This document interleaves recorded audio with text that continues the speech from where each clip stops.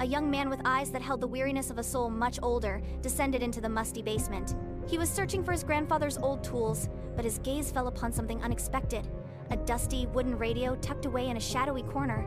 It looked ancient, untouched for decades. That night, a storm raged outside, mirroring the turmoil brewing within Noah. He picked up the radio, its cold weight unsettling in his hands. As he turned the dial, a hiss of static filled the air, then a whisper, barely audible at first, like the rustling of leaves in a haunted wood.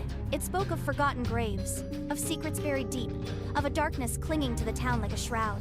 Night after night, the radio crackled to life. The voices grew stronger, clearer, more menacing. They spoke of a pact made long ago, of a debt that needed to be paid, a curse that shadowed the town's history. They spoke of Noah.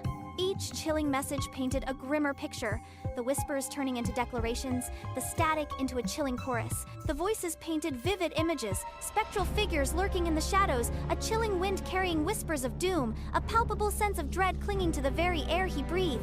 The messages grew more urgent, the voices more insistent. The chilling crescendo built, each night adding to the growing sense of foreboding. The storm outside mirrored the storm inside Noah, a raging tempest of fear and confusion. He tried to switch it off, to silence the ghastly symphony, but the radio seemed to have a life of its own. The harder he tried, the louder and more insistent the voices became, weaving a tapestry of fear and dread around him. Then, one night, a final message, sharp and clear, cut through the static. "Your time is near."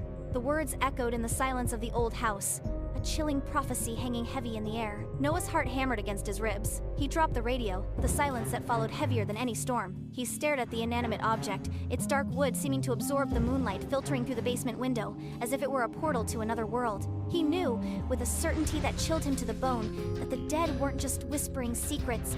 They were calling to him, demanding something, and he had a growing sense that he couldn't ignore their summons. The quiet of the house was no longer peaceful, but instead a tense anticipation of something inevitable.